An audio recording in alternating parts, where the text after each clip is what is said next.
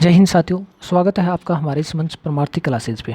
साथियों, हिंदी व्याकरण की श्रृंखला शुरू की थी जो आपके Rajasthan RAS, Rajasthan police SI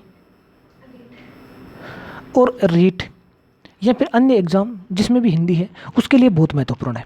इस श्रृंखला के अंदर हम व्याकरण को बहुत ही कम समय के अंदर कंप्लीट करने की कोशिश करेंगे और कम समय के अंदर मतलब ये है कि किसी भी तथ्य को नहीं छोड़ेंगे। सारे महत्वपूर्ण व्याकरण के नियम मैं आपको बता दूंगा और ये गारंटी है आप इस श्रृंखला को कंप्लीट कर लेना और उसके बाद में हिंदी के क्वेश्चन लगा के देखना और मैं भी खुद आपको एमसीक्यू सोल्व करवाऊंगा।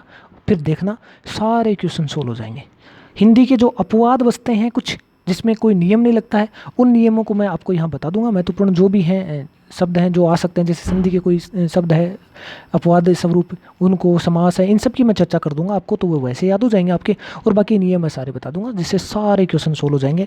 हमारा टारगेट है कि आपको एसआई के अंदर कम से कम 190 प्लस मार्क्स दिलवाना एसआई के अंदर।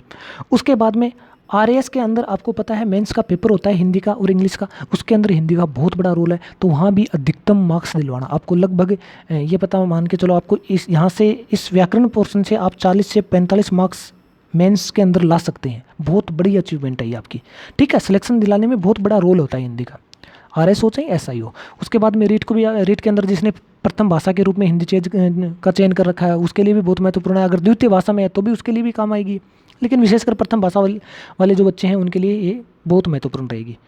पटवारी के अंदर भी आपको पता है हिंदी आनी, हिंदी वही है, मार्क्स उसका वेटेज कम हो गया, बाकी सिलेबस में तो लगभग पूरी है। तो मैं हिंदी के सारे टॉपिक यहाँ कवर करवा रहा हूँ। अगर श्रृंखला पसंद आ रही है तो लाइक शेयर सब्सक्राइब कर देना और हम जल्दी शुरू करते हैं। वर्ण से शुरुआत कर रहे हैं। देखो, पिछले क्लास के अंदर मैंने आपको ये बताया था भाषा जनरल परिचय मैंने पहले बता दिया है। भाषा के अंदर 3 तत्व होते हैं जिसके अंदर एक तो वर्ण होता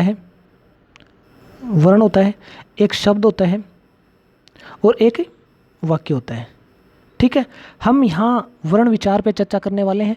जो वर्ण होता है, वर्ण के जो अध्ययन है उसको बोलते हैं वर्ण विचार। और वर्ण विचार के अंदर किस चीज़ की चर्चा की जाती है? यहाँ उच्चारण स्थल की मतलब उच्चारण स्थल कहाँ से होता है वर्ण का, उसकी और उसके वर्गीकरण की, इन सब की चर्चा की जाती है। शब्द विचार के अंदर हम क्या करते हैं? शब्दों की उत्पत्ति कैसे होती है, शब्दों की उत्पत्ति का, फिर उनका विकास कैसे होता है, शब्दों का निर्माण कैसे होता है, शब्द भंडार, उसकी भी चर्चा करते हैं।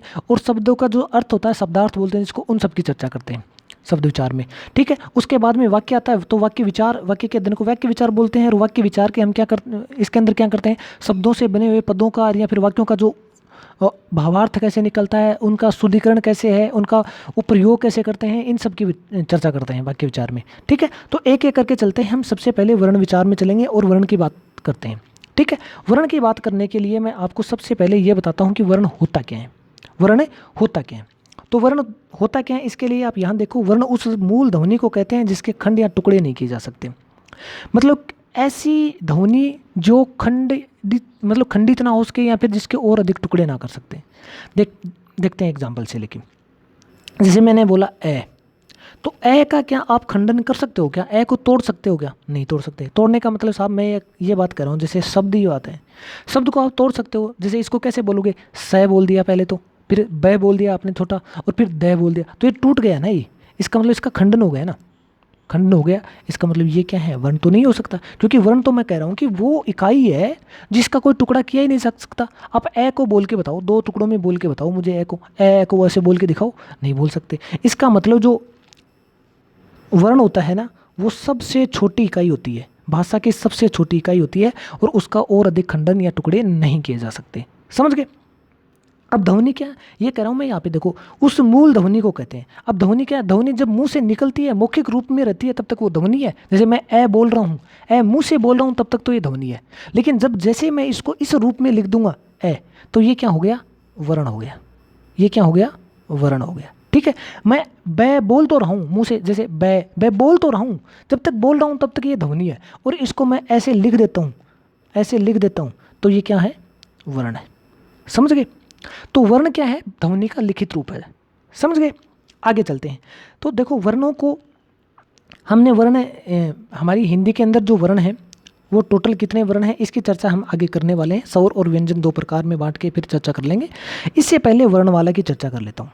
वर्णमाला क्या होती है? देखो, वर्णमाला। जब वर्णों के समूह को एक व्यवस्थित रूप से सेट कर दिया जाए या जचा दिया जाए तो वर्णमाला कहलाती है। जैसे ए, आ, छोटी बड़ी इस प्रकार से है ना, आगे चल के सारे स्वर लिख दिए, फिर उसके बाद में कै ककार वाली जो लाइन है कै वर्ग की लाइन है, फिर कै के बाद में चय वर्ग की लाइन है, फिर तय वर्ग की लाइन है। इस प्रकार से ये सारे के सारे वर्ण हैं, इनको एक व्यवस्थित तरीके से जैसे आप पढ़ते हैं पहली कक्षा से, उस प्रकार से अगर आप लिख देते हो तो ये कहलाती है वर्णमाला। वर्णमाला का पता चल गया क्या होता है, वर्णमाला हो गया। ठीक है, आगे चलते हैं थोड़ा सा और देखो प्रत्येक भाषा की अपनी वर्णमाला होती है, प्रत्येक भाषा की अपनी वर्णमाला होती है। जैसे हिंदी की वर्णमाला ए आ से लेके शुरू होती है और आपको पता है ये ल व स स तक जाती है। वो अंग्रेजी के अंदर जैसे ABCD वगैरह से शुरू होती है, XYZ तक जाती है। ये क्या है, वर्णमाला ही तो है इनकी। अब हम यहाँ वर्णों के भेद की बात करते हैं। तो वर्णों के जब भेद की बात करते हैं तो वर्ण दो प्रकार के हैं। वर्ण कितने प्रकार के हैं, दो प्रकार के हैं, जिसमें पहला है स्वर और दूसरा है व्यंजन। वर्णों के दो प्रकार कौन कौन से हैं, स्वर और व्यंजन। समझ गए, वर्णों के दो प्रकार स्वर और व्यंजन।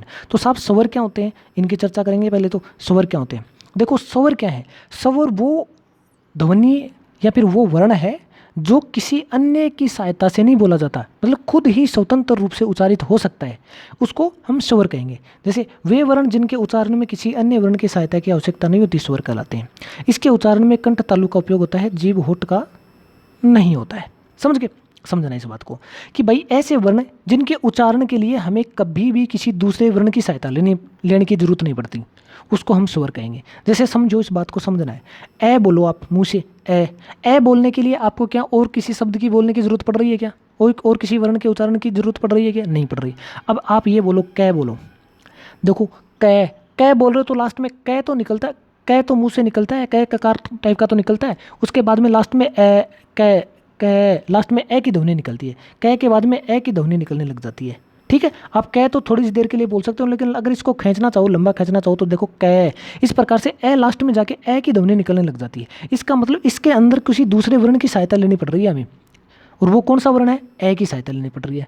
अब की बोलो, जैसे की है, की का अगर उच्चारण करोगे आप की, तो की के बाद में कै तो बोला एक बार आपने, लेकिन उसके बाद में ई की उच्चारण होने लग गया, ई का उच्चारण होने लग गया। इसका मतलब ये स्वतंत्र उच्चारण वाले वर्ण नहीं है। ठीक है, तो ऐसे वर्ण जिनका स्वतंत्र रूप से उच्चारित हो जाता है और जिसके अंदर किसी दूसरे वर्ण की सहायता नहीं होती, वो क्या कहलाएंगे, स्वर कहलाएंगे। अब ये स्वर कौन कौन से हैं आपको पता है, ए है, आ है, ई है, ये लेकिन 11 स्वर हैं हमारे। कौन कौन से हैं यहाँ देख सकते हो आप, लिखे हुए हैं। ये टोटल स्वर कितने हैं हिंदी के अंदर, 11 स्वर है। वैसे हिंदी में 11 स्वर है, लेकिन लिखने में हम कई बार उपयोग कर लेते हैं किस किस को, जैसे देखो ए आ ई उन सब का उपयोग करते हैं, और अनुस्वार, विसर्ग और री को भी उपयोग करते हैं। और ये दीर्घ री है, ये संस्कृत में चलते हैं या नहीं चलते हैं, छोड़ देते हैं इनको। ठीक है, तो इस प्रकार से इनका उपयोग करते हैं। कौन कौन से हैं एक बार दोबारा देख लो, इनको छोड़ दो, इनको छोड़ दो, ये लिखे गए ऐसे ही, इनको छोड़ दो। ये जो स्वर हैं हिंदी में काम में आते हैं लिखने में। उसके बाद में आप एक ऐसे देखेंगे ओ, डॉक्टर वाला, ये डॉक, ये भी यूज आता है हिंदी में। तो इन सबको मैंने बता दिया है आपको पहली वाली क्लास में ओ का। तो इनकी जो टोटल संख्या है वो कुल मिला के 11 है। और कौन कौन से हैं वो आपको पता ही है, ए आ ई उ ए उ, ये सारी के सारी ये हो गए। ठीक है, ये स्वरों को। अब हम आगे चलते हैं, स्वरों के भेद की बात करते हैं। तो स्वरों के दो भेद हैं, एक तो मूल स्वर है, एक संयुक्त स्वर है। एक तो मूल स्वर है, एक संयुक्त स्वर है। स्वरों के कितने भेद हैं, मूल स्वर और संयुक्त स्वर। तो मूल स्वर का मतलब क्या है, देखो यहाँ से आप थोड़ा सा अगर ध्यान दे लोगे तो हिंदी का व्याकरण आपकी चुटकियों में हो जाएगा। हिंदी का व्याकरण आपकी चुटकियों में हो जाएगा। कैसे, स्वर को समझ लो, स्वर की जो लाइन है वो आपको याद होनी चाहिए। ठीक है, इसके लिए मैं आपको बता रहा हूँ कि ये जो वाली लाइन है इसको याद कर लो। ठीक है, इनको छोड़ देना आप, ये वाली लाइन याद कर लो। और री के लिए मैंने पहले बता दिया था आपको, जैसे ये री है, लघु री है, लघु री संस्कृत की है वैसे तो, और हिंदी में लिखित रूप से प्रचलित है ये। तो इसको आप शामिल कर लेना, कई किताबों में कर रखा है, कहीं में नहीं कर रखा है। और कहीं अगर मिलता है कि ये शामिल है तो कोई दिक्कत नहीं है, नहीं है तो भी कोई दिक्कत नहीं। आपसे ऐसा कोई एग्जाम्पल या फिर कोई एग्जाम में ऐसा क्वेश्चन भी नहीं पूछा जाएगा कि री हिंदी में शामिल है नहीं है। ठीक है, कुल संख्या की बात आती है, स्वर कितने हैं तो 11 हैं, चाहे वो कैसे भी 11 हो, 11 बताने हैं आपको। समझ गए। अब कैसे 11 हैं वो मैंने पिछले क्लास में आपको चर्चा कर भी दी है। आगे हम स्वरों के भेद की बात करते हैं। तो स्वरों के भेद दो हैं, मूल स्वर और संयुक्त स्वर। मूल स्वर और संयुक्त स्वर के लिए आप यहाँ से ध्यान देके सुनना। देखो, एक तो ए और एक ई और एक ऊ, इनको देख लो आप। ये आपने देख लिए, ये तो ए है, ये छोटी ई है जिसको छोटी ई बोलते हैं। ये छोटी ई नहीं बोलना चाहिए वैसे, लेकिन मैं आपको समझाने के लिए बोल रहा हूँ। ये छोटा ऊ है, समझ गए? छोटी ई, छोटा ऊ और ए, ये तीन जो स्वर हैं ये हैं मूल स्वर। बस इनको समझ लेना, बाकी पूरी हिंदी आपकी मुट्ठी में। इन तीन मूल स्वरों को आप ध्यान में रखना। बाकी जितने भी संयुक्त स्वर हैं, बाकी सारे के सारे संयुक्त स्वर हैं। और ये संयुक्त स्वर इसलिए कहलाते हैं क्योंकि ये इन तीन स्वरों से ही बनेंगे, ए, ई और ऊ से ही बनेंगे। अब ए से, ई से, ऊ से आपस में संयोग करने से इन स्वरों का निर्माण होगा, जिनको हम संयुक्त स्वर कहेंगे। और इन संयुक्त स्वरों को हम फर्दर दो भागों में बांटेंगे, जिसके अंदर एक तो दीर्घ स्वर और एक, मतलब कि इनको संधि स्वर भी कह देते हैं कई बार, एक संयुक्त स्वर। संयुक्त स्वर, दीर्घ स्वर और संयुक्त स्वर, समझ गए? तो आपको कन्फ्यूजन नहीं होना चाहिए। स्वर दो प्रकार के हैं, मूल स्वर या संयुक्त स्वर। संयुक्त स्वर नहीं कहो तो इनको संधि स्वर कह दो, संधि स्वर अच्छा रहेगा, संधि को स्वर कह लो आप, संधि स्वर। वैसे संयुक्त कह दो कोई दिक्कत नहीं है, लेकिन संधि कह दो आप, ठीक है? मूल स्वर, मूल स्वर मैंने बता दिए, ए आता है, फिर उसके बाद में छोटी ई वाला और ऊ आता है। और जो संधि स्वर हैं इनके दो भाग हैं, इसके अंदर एक तो दीर्घ स्वर आता है और एक आता है संयुक्त स्वर। संयुक्त स्वर, समझ गए? अब देखो दीर्घ स्वर की बात कर लेता हूँ मैं। दीर्घ स्वर कैसे हैं, कौन कौन से हैं? दीर्घ स्वर एक तो आ है और एक ई है, ई, और एक ऊ है, बड़ा ऊ वाला, ठीक है? इस प्रकार से ये दीर्घ स्वर हो गए तीन, समझ गए आप? उसके बाद में देखो इनका निर्माण कैसे होता है, इनको दीर्घ क्यों कह रहे हैं आप? एक तो ये देखो, दीर्घ इसको इसलिए कह रहे हैं कि भाई इनको हम जो मूल स्वर थे ना, ए, ई और ऊ, इनसे मिला के बनाते हैं। और इनसे मिला के कैसे बनाते हैं? इस मूल स्वर ए को थोड़ा सा लंबे टाइम के लिए बोल देते हैं। जैसे ए को ए बोल देते हैं, ए तो आ हो जाता है। लंबे टाइम तक बोलने के लिए टाइम लगता है थोड़ा सा, इसलिए इनको हम दीर्घ नाम दे देते हैं। तो ए को जोड़ दिया हमने, आ बन गया, ठीक है? ई को भी लंबे टाइम के लिए बोल देंगे, ई करके ऐसे, तो ई हो जाएगा। जैसे ई, तो ई और ई प्लस ई, बड़ी ई बन जाएगा, ठीक है? उसी प्रकार से ऊ प्लस ऊ को लंबे टाइम के लिए बोल देंगे, दो दुगुना टाइम ले लेंगे एक तरह से, मान लो। तो इसको दुगुना टाइम लेके बोलेंगे तो ये ऊ बन जाएगा। बस ये आपको बात ध्यान में रखनी थी। मूल स्वर वो होते हैं जिनके टाइम बहुत कम लगता है बोलने के उच्चारण में, या फिर बोलने में बहुत कम टाइम लगता है, वो मूल स्वर हो गए। मूल स्वर तीन बता दिए। उसके बाद में दीर्घ स्वर है, दीर्घ स्वर मूल स्वरों से ही बनते हैं। ए से आ बन जाता है, ए मिलके आ बन जाता है, ए प्लस ए मिलके आ बन जाता है, ई प्लस ई मिलके बड़ी ई बन जाता है, ऊ प्लस ऊ मिलके बड़ा ऊ बन जाता है, ठीक है? ये आपके हो गए दीर्घ स्वर। उसके बाद में आते हैं हमारे संयुक्त स्वर। संयुक्त स्वर को समझने के लिए आपको क्या है, ये जो बता रहा हूँ ये चीज़ बहुत महत्वपूर्ण है, बहुत महत्वपूर्ण है, ध्यान रख लेना। बाकी पूरा संधि संधि सब चुटकियों में हो जाएगा आपका। अगर यहाँ टाइम लगा रहा हूँ इसलिए लगा रहा हूँ क्योंकि ताकि अच्छी तरह से समझ में आ जाए, रटना ना पड़े कुछ भी हिंदी में। अब संयुक्त स्वरों की मैं बात करूँ तो संयुक्त स्वर के अंदर क्या है, देखो ए और ई, ए और ई मिलके बनता है ए, ये वाला ए और ई मिलके बनता है ए, ठीक है? उसके बाद में ए और ऊ, ये छोटे वाला ऊ है, ये मिलके बनता है ओ। अगर वर्णमाला ध्यान है तो देख लो आप, ये ऊ ओ, इसके बाद में ओ आता है, ठीक है? तो ए और ऊ मिलके ओ बन जाता है और ए और ई मिलके ए बन जाता है, समझ गए आप? उसके बाद में देखो यहाँ लिखता हूँ दोबारा, देखो ए और ई, इसके योग से क्या बन गया, ए बन गया। और ए और ऊ, इसके योग से क्या बन गया, ओ बन गया। अब ये जो ए है, ये जब ए के साथ वापस मिल जाता है, ए के साथ मिल जाता है, जैसे ए और ए हो जाता है, तो ये ऐसे ए बन जाता है, ए बन जाता है, इसको बोलते हैं आई, ठीक है? और जब ये ओ है, ये ओ है, ये जब वापस ए के साथ मिलता है और ओ, ए और ओ हो जाता है, तो ये बन जाता है औ, इस प्रकार से औ, ठीक है? ये क्या हो गया, औ बन गया। अब यहाँ ए की जगह आ भी आ सकता है, कोई दिक्कत नहीं है, आप इससे घबराना मत, आ भी आ सकता है, यहाँ आ भी आ सकता है। लेकिन ए के साथ जब ए वापस मिल जाएगा, मैं थोड़ा सा कलर चेंज करके बताता हूँ। ए के साथ जब ये ए के साथ ए के साथ ये ए बन जाएगा, मिल जाएगा, और ये दोनों मिल के फिर क्या बना लेंगे, ए बना लेंगे। और इस ओ के साथ ये ए और मिल गया, और ओ है ही, दोनों मिल के क्या ओ बना लिए। ठीक है, तो इनके ये जो उत्पत्ति है ये कैसे बन रहे हैं ये ध्यान रखना है, कुछ भी नहीं याद रख लेना यार, सिंपल सी बात याद रख लेना आप। तो देखो ए और ए मिलके तो आ बनता है, छोटी ई मिलके बड़ी ई बनती है, छोटा ऊ मिलके बड़ा ऊ बनता है। मैं तो समझाने की बात कर रहा हूँ, छोटा बोल रहा हूँ, छोटी बोल रहा हूँ, समझने से मतलब एग्जाम क्लियर करने से मतलब है, हमें उच्चारण भाड़ में जाए कैसे भी हो। ठीक है, अब ये बता दिया। हाँ, उसके बाद में देखो ई और प्लस ए और ई मिल के क्या बनता है, ए बनता है, और ए प्लस ए ये ए बन जाता है। ठीक है, उसके बाद में ए प्लस ऊ ओ बन जाता है, ए प्लस ओ औ बन जाता है। ये ध्यान रख लेना, सिंपल सी बात। एक री है जो लिखित रूप में प्रचलित है और उच्चारण के रूप में ये विलुप्त हो चुकी है क्योंकि इसका री बन चुका है। ये वैसे मूल स्वर में शामिल होता है, मूल स्वर में शामिल होता है, इसको भी ध्यान रख लेना अलग से। ठीक है, यहाँ तक की बात अगर समझ में आ गई है तो मैं थोड़ा और आगे चलूँगा। समझ गए आप?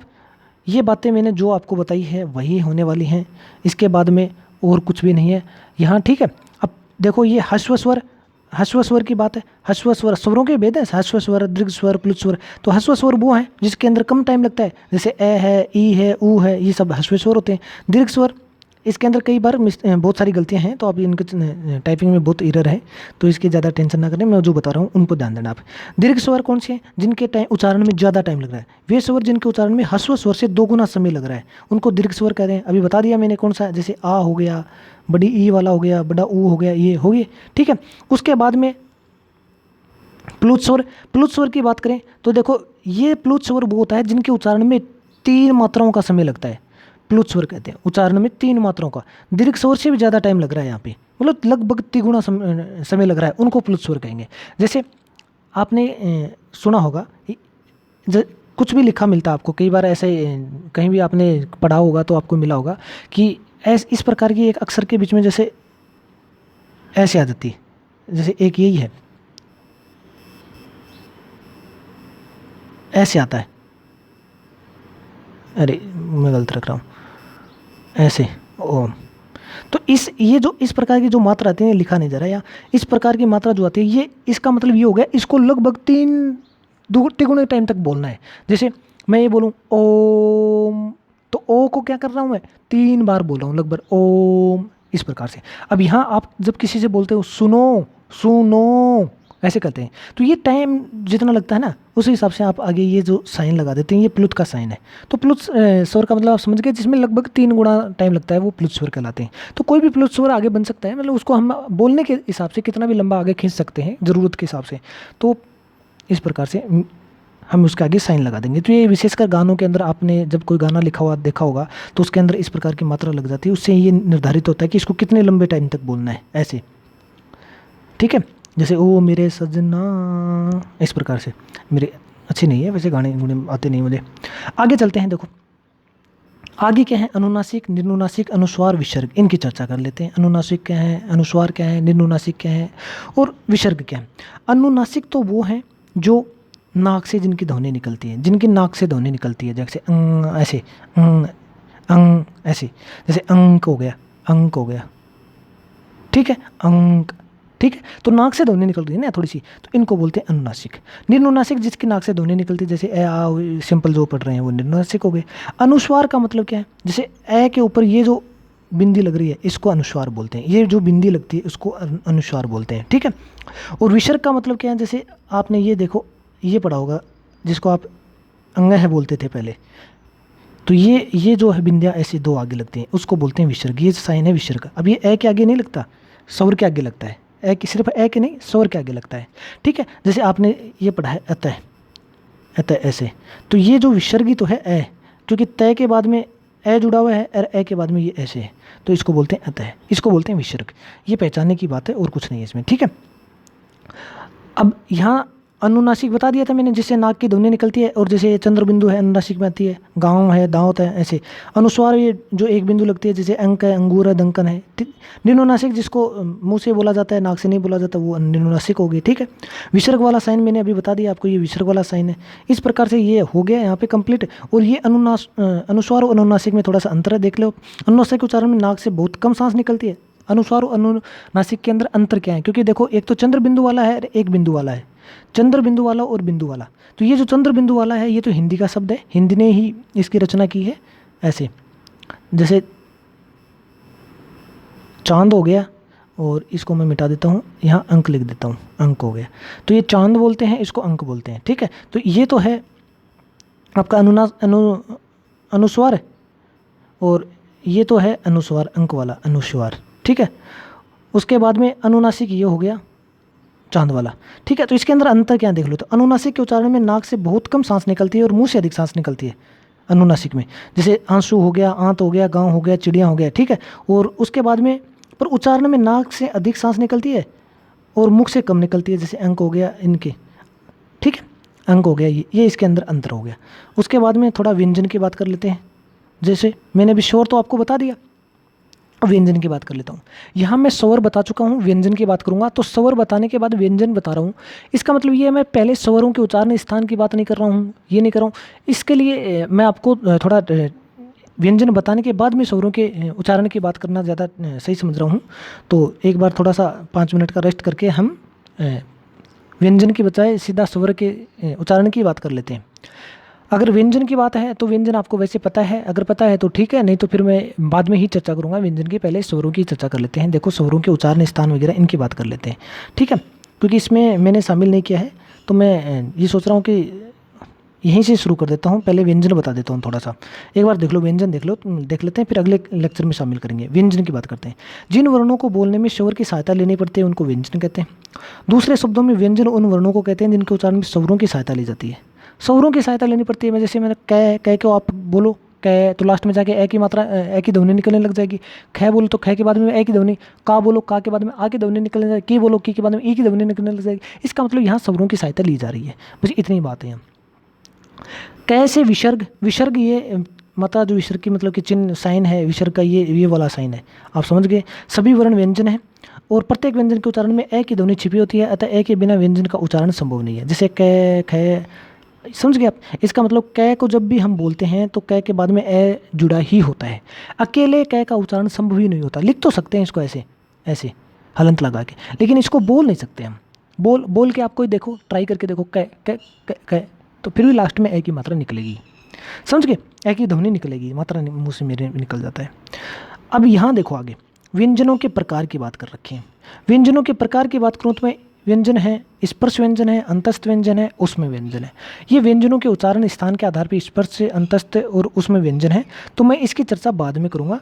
पहले मैं आपको यही बता देता हूँ कि स्वरों का उच्चारण स्थान, उनका वर्गीकरण, ये सब बता देता हूँ। ठीक है। देखो ये उच्चारण स्थान वर्गीकरण बताने के लिए मैं आपको किसी एक बुक के आधार पे नहीं बता रहा हूँ। ये मैं राघव प्रकाश की जो हिंदी सामान्य हिंदी है उसका भी संदर्भ लूँगा, इसमें लक्ष्य की जो बुक है उसका भी ले लूँगा। उसके बाद में सुभाष कुमार की भी एक बुक आती है हिंदी की, उसका भी यहाँ सारा लिया जाएगा। अरिहंत की बुक आती है उसका भी सारा लिया जाएगा। बहुत सारी बुक हैं जिनको मैंने पढ़ा है। उसके बाद में मैं आपको हिंदी के इनकी स्वरों और व्यंजनों का और या फिर संपूर्ण व्याकरण की चर्चा करूँगा, जिसके अंदर सारी बुकों का जो सार है वो सम्मिलित होगा। जो अच्छा बिंदु है समझने की दृष्टि से अच्छा है वही मैं इसमें शामिल करते हुए आपको बताता हुआ चलूँगा। ठीक है। तो मैं यहाँ आपको बता देता हूँ, एक बार स्वरों का वर्गीकरण बता देता हूँ। ठीक है। स्वरों का वर्गीकरण हम अगली क्लास में शुरू करते हैं, इसको यहीं रोकते हैं। धन्यवाद।